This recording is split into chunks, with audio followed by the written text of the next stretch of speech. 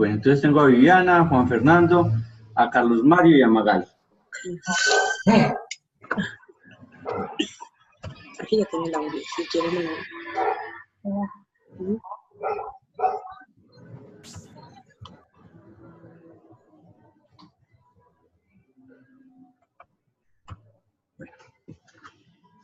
La tutela puede ser interpuesta por sí misma o por quien actúe a su nombre.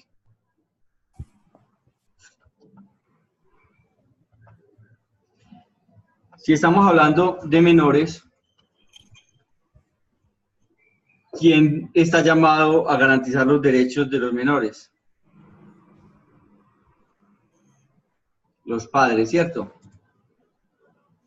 Entonces, cuando un padre de familia está interponiendo una acción de tutela en representación para favorecer los derechos o los intereses de su hijo, en la parte de arriba dice, por decir algo, Pedro Pérez en representación de mi hijo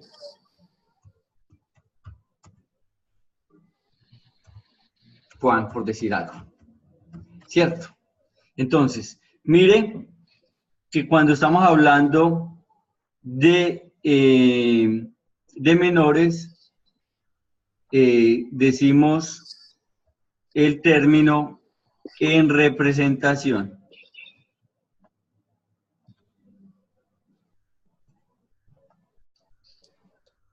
A ver si esto resalta. No resalta.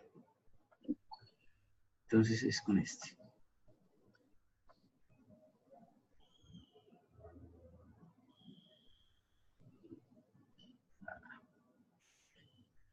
Yo voy a tener que hacer un curso de cómo resaltar.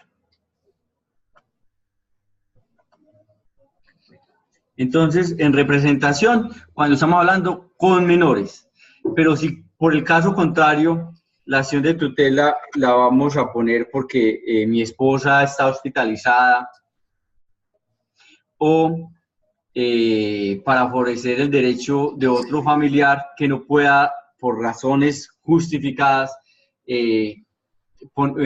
suscribir la acción de tutela, vamos a utilizar el término como agente oficioso. Esa agencia oficiosa se puede dar para familiares, pero hay que justificar o se debe justificar por qué esa persona a la que se le debe respetar el derecho no puede asistir por sí misma.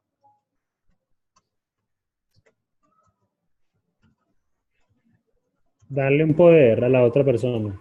No, porque es que solamente se le dan poderes a los abogados para este tema. Entonces, en ese orden de ideas, no se puede hablarle válidamente de la palabra poder. Voy a darle ejemplo. ¿Cuándo aplica y cuándo no aplica la representación? ¿Quién es? ¿Basta con decir que es menor de edad o qué o no? No, si es menor de edad, ahí hasta un vecino puede interponer una acción de tutela como agente oficioso de un menor de edad. Mire, yo no tengo la representación legal del menor, ¿cierto? Yo no tengo la representación legal del niño de 7 años que es hijo de mi vecino. A menos de que yo le haga el favor, pues, al vecino. No entienden el chiste. ¿Cómo que no? Es que no tiene audio, entonces no escucha la risa. Bueno. Listo.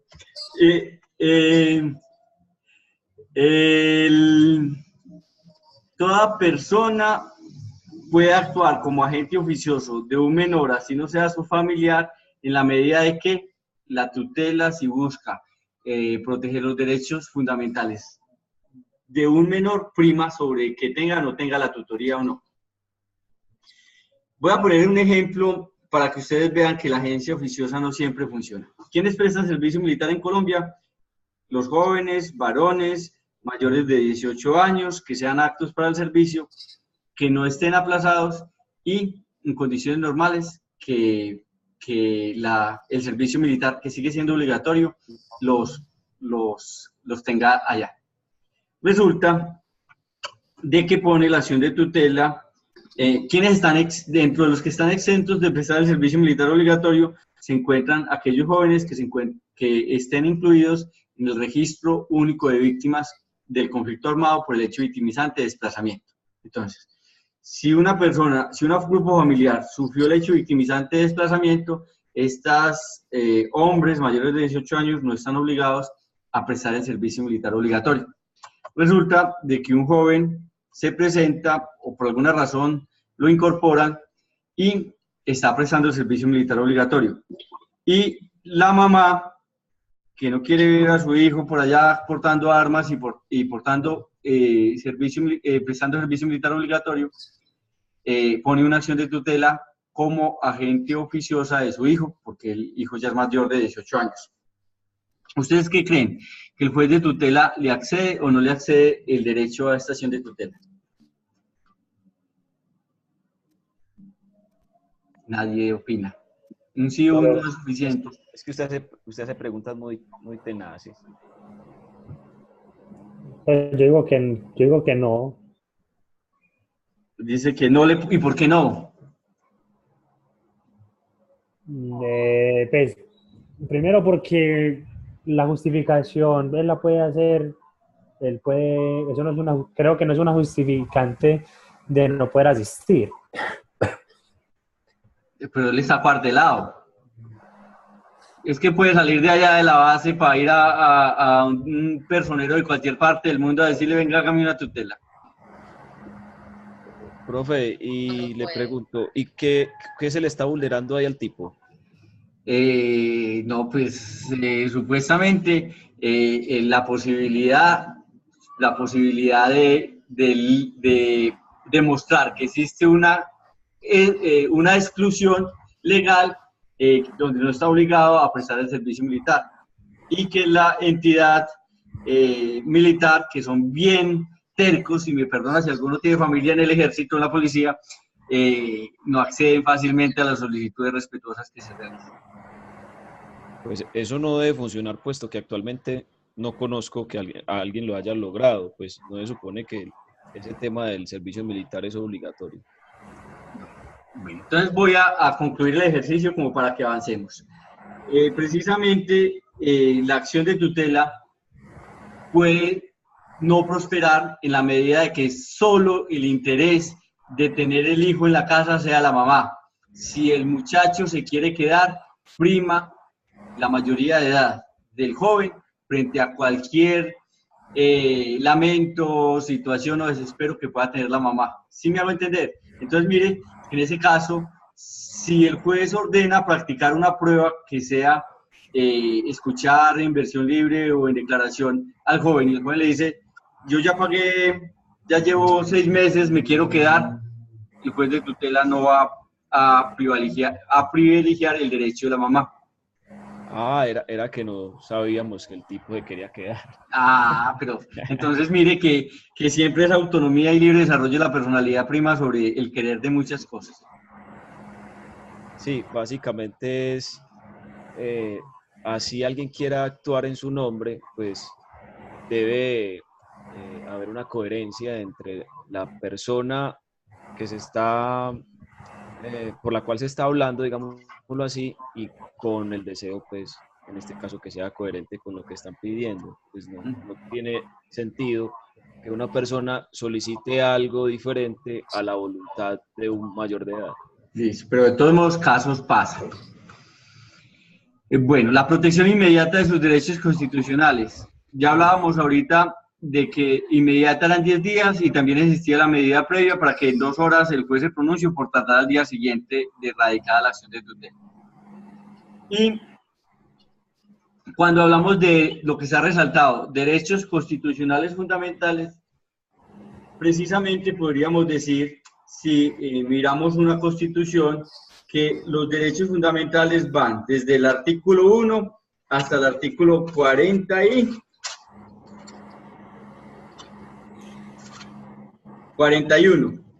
Precisamente antes de iniciar el artículo 42 hay un título que dice capítulo 2 de los derechos sociales, económicos y culturales.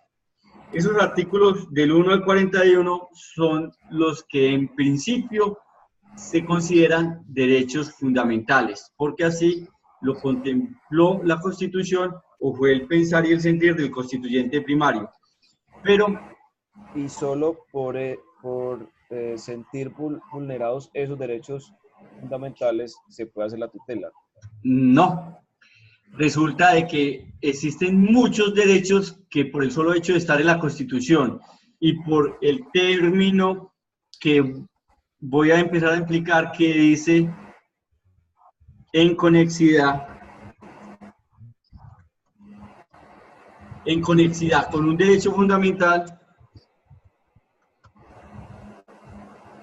se pueden, mediante la acción de tutela, proteger cualquier derecho que esté en la Constitución, prácticamente cualquier derecho que esté en la Constitución política, a menos de que exista otra acción más efectiva y más rápida que la acción de tutela, buscando siempre proteger el perjuicio irremediable o el daño inminente de estos derechos. Voy a dar un ejemplo.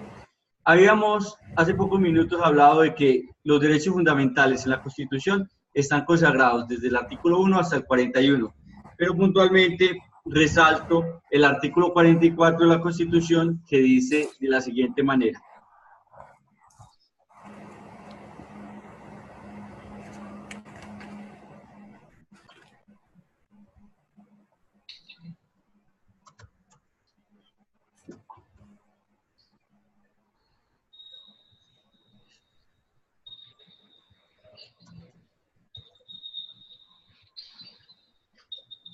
Protección de la niñez. Entonces, voy a leerlo. Son derechos fundamentales de los niños. Miren, desde la primera párrafo, son derechos fundamentales de los niños. Y sigue. La vida, la integridad física, la salud, la seguridad social, la alimentación equilibrada, su nombre y nacionalidad, tener una familia y no ser separado de ella, el cuidado y el amor, la educación y la cultura, la recreación y la libre expresión de su opinión. Serán protegidos contra toda forma de abandono, violencia física o moral, secuestro, venta, abuso sexual, explotación laboral o económica y trabajos riesgosos. Gozarán también de los demás derechos consagrados en la Constitución y en las leyes y tratados internacionales ratificados por Colombia. La familia, la sociedad y el Estado tienen la obligación de asistir y proteger al niño para garantizar su desarrollo armónico e integral y el ejercicio pleno de sus derechos. Cualquier persona puede exigir a la autoridad competente el cumplimiento y la sanción de dichas infracciones. Entonces, vemos que el artículo 44 no es uno de los artículos que esté consagrado como derechos fundamentales si solo leyéramos que los derechos fundamentales fueran del 1 al 44. Razón por la cual, entonces, en la Constitución existen otros derechos fundamentales que no están ahí. Por decir algo, el artículo 25 que sí está entre los derechos fundamentales, y no es que toda persona tenga derecho a que el Estado le brinde trabajo, sino por el contrario, que toda persona tiene derecho a que el Estado le garantice un trabajo en condiciones dignas y justas. Eso lo mirábamos para el caso de Carlos Mario, que también está conectado con la clase de legislación laboral, donde es el trabajo en condiciones dignas y justas que protege y garantiza la acción constitucional.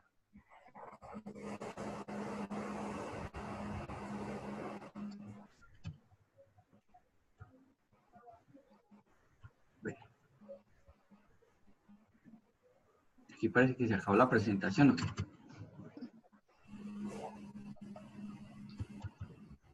Cuando quiera que estos resulten vulnerados o amenazados. Entonces, ¿se tiene que materializar la amenaza para que uno ponga acción de tutela? No, simplemente que haya un riesgo inminente o un perjuicio irremediable. Y por la acción o omisión de cualquier autoridad pública. Pero ahorita hablaba de la Nacional de Chocolates y también hablaba de las EPS. Las EPS son en la mayoría privadas y estas le procede acción de tutela. Igualmente, uno como empleado puede poner acción de tutela contra un empleador. así sea la empresa que sea. ¿Cuál es el referente que opera para que esta acción de tutela proceda? Precisamente es la posición dominante que tiene el jefe frente al empleado. Un empleado que lo despide de manera injustificada, ¿será que tiene otro mecanismo más inmediato que la acción de tutela para que el empleador lo escuche o lo atienda, le resuelva su situación? Por supuesto que en la mayoría de los casos no, porque si pone una acción de tutela, si pone un derecho de petición, posiblemente va a insistir en que la respuesta es que no tiene derecho al reintegro ni al pago justo de los salarios, ni mucho menos de las indemnizaciones. Por eso no quiero decir que en materia laboral la acción de tutela sea el mecanismo por el cual se debe garantizar el derecho al trabajo. Para el caso laboral, muchas acciones de tutela se han negado. Hay que demandar no el derecho al empleo, sino el derecho al mínimo vital. Y ese mínimo vital se va viendo afectado en conexidad con la vida. Si usted no tiene con qué pagar un arriendo, si no tiene con qué comprar un mercado, el juez de tutela, mirando y analizando el caso de manera detenida, puede decir que es procedente que le resuelvan en un término de 10 días si tiene derecho o no tiene derecho al reintegro laboral y a que se le paguen los salarios adeudados.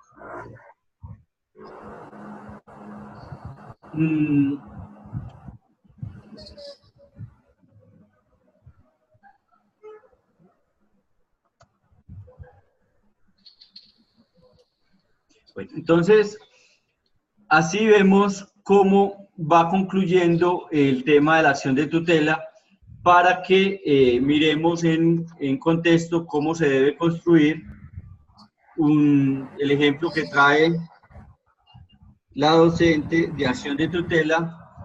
¿Pueden ver esta presentación? Sí. Vamos a analizar un ejemplo de una acción de tutela de la estructura como la propone la doctora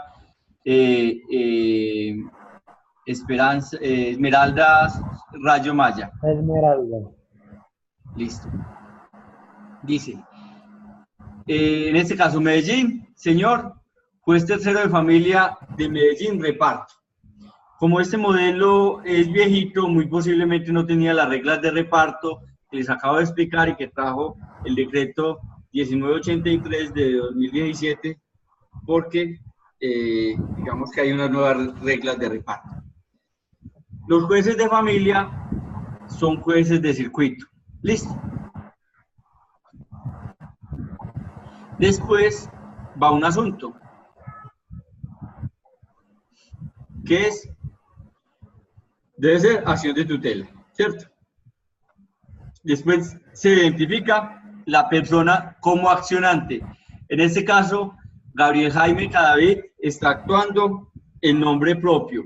Nos quedan aproximadamente 10-15 minuticos de la videoconferencia. Voy a tratar de avanzar lo más que pueda. Gabriel Jaime Cadavid Bedoya está actuando en nombre propio. Dice que es mayor, que es vecino y residente de esta ciudad. ¿Por qué es importante decir dónde vive la persona, dónde está domiciliado? Para determinar si le corresponde a ese Juez. A ese juez. Precisamente, la principal regla de competencia es el factor territorial y es el domicilio del accionante o el accionado quien va a determinar si un juez es competente o no.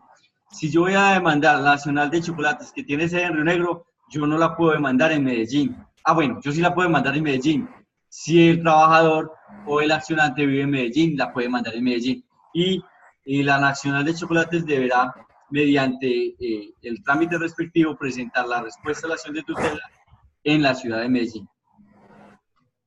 Bueno. Vecino y residente de esta ciudad, identificado con cédula tal, me dirijo a usted respetuosamente para promover acción de tutela en contra de la EPS XY. Entonces, si estamos viendo que el de familias de circuito, entonces esta EPS con las nuevas reglas de reparto tendría que ser hoy nueva EPS. Bueno, si estuviera Gabriel actuando como agente oficioso de la esposa, entonces diría mayor de edad, vecino y residente del municipio, identificado con tal, me dirijo a usted respetuosamente para promover la acción de tutela como agente oficioso de mi esposa de nombre tal. O ahí iría la agencia oficiosa. Bueno, y va el representante legal de la EPS y aquí se enuncia de manera general cuáles son los derechos que le vienen afectando. Sí, Carlos. Hay que ser tan técnico para decir que está el nombre de X persona. Sí. Sí se debe decir si es en representación o es como agente oficioso, porque el juez que va, o la persona que va a resolver la acción de tutela no le va a quedar claro si el derecho se lo está pidiendo para un tercero o para sí mismo. Ahí sí hay que tener un poquitico de claridad. Aunque en principio la acción de tutela puede ser verbal, que nos lo había dicho. ¿Cómo se pone una acción de tutela verbal? Póngame 5, hablando. Ah, ante el juez, compañero, ante el juez. Pero ante el juez, póngame el 5 a mí. Bueno. Pues aducen que no tengo las semanas de cotización que exige el plan obligatorio de salud para acceder a este tipo de cubrimiento. Fundamento la acción de tutela en los siguientes hechos. Entonces, lo primero, la acción de tutela debe tener un destinatario para identificar si es juez de circuito o juez municipal. Que si usted no lo tiene claro, no hay ningún problema porque si ellos lo reciben y una vez lean la estructura, la deberán remitir al competente. Listo. Segundo, una identificación de el sujeto accionante o accionantes y los sujetos o personas accionadas. Esto es, si yo tutelo para que se me proteja un derecho mío o tutelo para que le proteja un derecho de un familiar o de un ser querido. Y igual voy a indicar cuál es la entidad sobre la cual debe recaer la acción de tutela, porque por alguna razón, bien sea por acción o por omisión, me están vulnerando los derechos constitucionales fundamentales. Que en este caso, si estamos hablando de las EPS, ya el derecho a la salud se convirtió por jurisprudencia, o sea, porque la Corte Constitucional así lo prohibió mediante una sentencia en un derecho fundamental. Ya no hay que decir que es en conexidad con la vida, la salud por sí sola es un derecho fundamental. Entonces van los hechos, un capítulo que se llama Hechos, donde se cuenta brevemente la afiliación a la EPS, quién le está negando el servicio, cómo se lo están negando, y cada uno de esos hechos hay que tener claro de que deben de haber pruebas documentales o testimoniales que los soporten. Después van unas pretensiones que en este caso dice el documento se ordene que de forma inmediata la EPS XY preste los servicios médicos exigidos para que pueda empezar con el tratamiento médico ordenado por el profesional que me viene tratando durante el último mes. Y segunda, se responsabilice a la EPS XY en caso de que no me preste en forma adecuada los servicios médicos a que tengo derecho en consideración al tiempo de cotización que llevo en la EPS. Igualmente, se dé cubrimiento médico en lo referente a los gastos hospitalarios, medicamentos necesarios para mi recuperación. Pero ahí hizo falta explicarme exactamente cuál es la recuperación que requiere, o sea, cuál es el diagnóstico médico, porque tanto en los hechos como en las pretensiones se debe alegar cuál es el diagnóstico y cuál es el tratamiento que se requiere para que no quede abierto el acápice. Y no les había explicado ahorita en la acción de tutela dos cosas, que es, les expliqué la medida previa, pero no les expliqué la integralidad, que vamos a mirar acá. Aquí en la acción de tutela, yo puedo decir que con ese diagnóstico se ordene medida integral. ¿En qué consiste esa medida integral? Si estamos hablando de que es una enfermedad catastrófica, un cáncer, un SIDA, tema renal, que eso casi que no tiene cura a menos que le hagan un trasplante, un paciente psiquiátrico que continuamente va a tener que estar yendo a citas, a tratamientos y las EPS están dispuestas a no prestar el servicio. La solicitud en una tutela de un tratamiento integral o medida integral va a posibilitar que con esa misma tutela lo sigan atendiendo de ahí hasta que se muera. ¿Sí me hago entender? Por ese mismo diagnóstico. Entonces es importante que conozcan que ahí en las pretensiones se pone también la integralidad en caso de que exista. Y la otra, el otro factor que se me pasaba, una acción de tutela también se puede pedir que se exonere de copagos, cuotas moderadoras y cuotas de recuperación, pero se debe argumentar que pagar una cuota moderadora de 20.000 pesos, por dar un ejemplo, puede estar afectando el mínimo vital y en ese orden de ideas solo el juez de tutela podrá ordenar la exoneración de copagos, transportes, viáticos, alojamiento, lo que quiera que se pueda pedir por acción de tutela. Baje un poquito ahí el documento, por favor. Listo, después de las pruebas, ya aquí bajo. Después de las pruebas, se enuncian cuáles son las pruebas, hay documentales, hay testimoniales, fundamentos de derecho, los artículos de la Constitución o de la ley que soportan el derecho, el procedimiento. Entonces aquí ya no sería lo del decreto 2591, sino lo del decreto 1983 del 2017 y declaración jurada. ¿Qué se dice en la declaración jurada? Que yo por estos mismos hechos no he interpuesto otra acción de tutela. O sea, a la persona que descubran que le pone una acción de tutela en una parte, se la niegan, y después dice, la voy a poner en otro juzgado para que me proceda a ver si me dan el derecho, y le logran probar eso, lo consideran como accionante temerario y le pueden cobrar una multa que supera los 3 millones de pesos para que por favor no vayan a ser accionantes temerarios. Ponen muchas, le cambian un hecho y ya. Notificaciones, muy importante poner las direcciones, teléfonos de los accionados y la del accionante, y por último la firma. Eso es una acción. ¿Cómo es el tema de temerario? No entendí. El tutelante temerario o accionante temerario es aquella persona que después de poner una acción de tutela sigue interponiendo una segunda por los mismos hechos y por la misma causa. Esto es, quiero que me reintegren al trabajo. Cayó en uno de los juzgados promiscuos municipales. Ya le dijeron que no tenía derecho, la declararon improcedente. Y vuelve y la presenta, simplemente y prácticamente le cambia la fecha y vuelve y la empresa que está donde venía laborando advierte que volvió a interpuso acción de tutela, entonces le solicita al juez que lo declare accionante temerario y le cobraría una multa por ese hecho. Compañeros, son las 8:45, no sé en qué momento se me va a sacar esto una pantalla que dice que ya va a acabar. Sí, pero escucho ahora sí preguntas.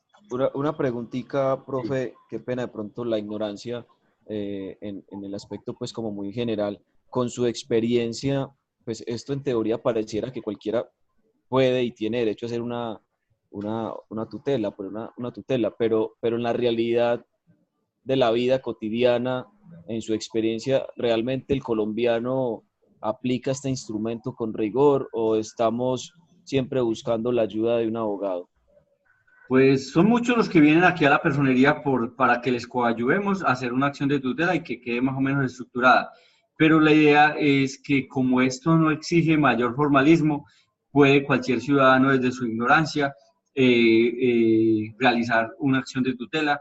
Y hoy los medios, usted busca Minuta Tutela en Super Google y ahí le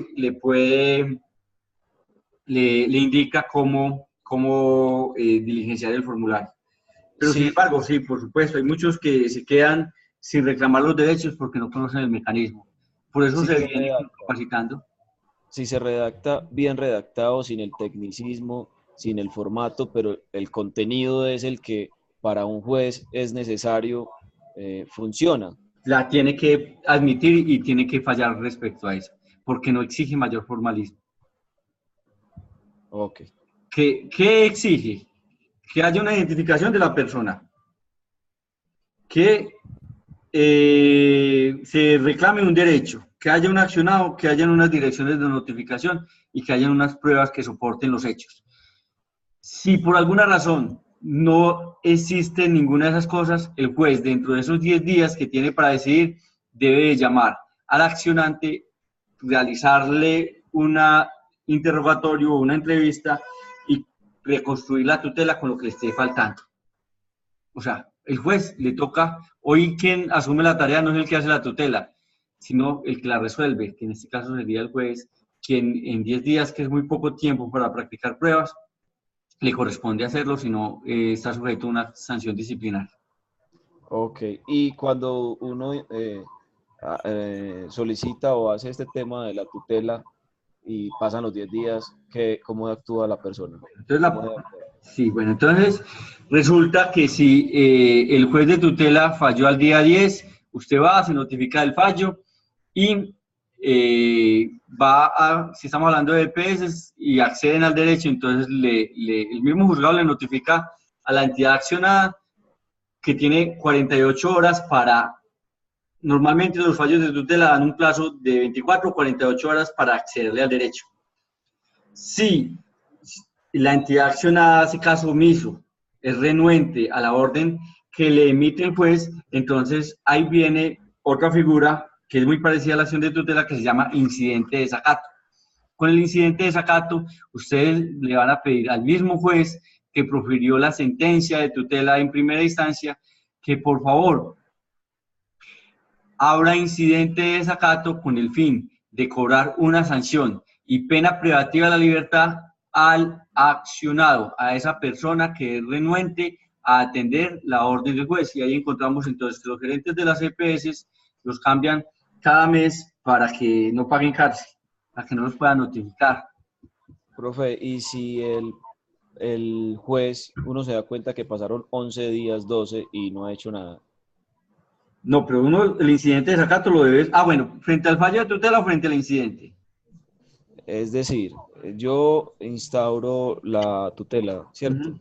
Y él tiene 10 días para fallar, para decidir. Pero el tipo no ha fallado, el juez no falló, por Usted cualquier puede razón. poner una queja ante el superior inmediato. Y le mandan la sanción. Y le hacen una sanción. Ok. Bueno, y otra cosita que no les había comentado es que siempre hay muchas cosas que hablar con la tutela, es frente al recurso.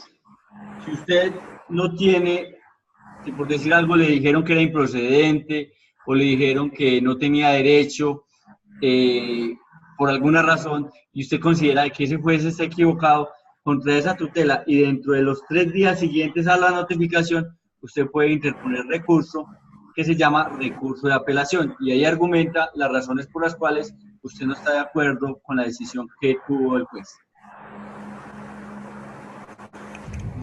Más dudas, compañeros, en estos 5 minutos que quedan.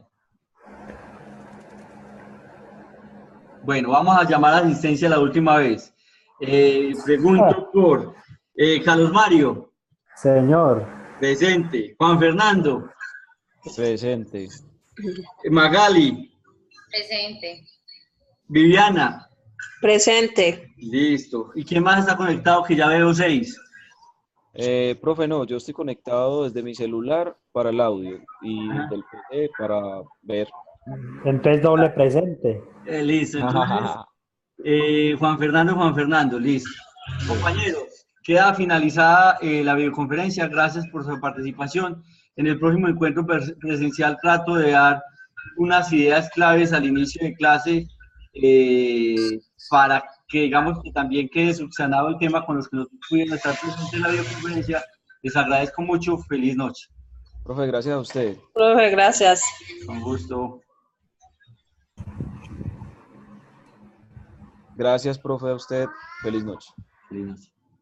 Feliz noche a todos. Gracias.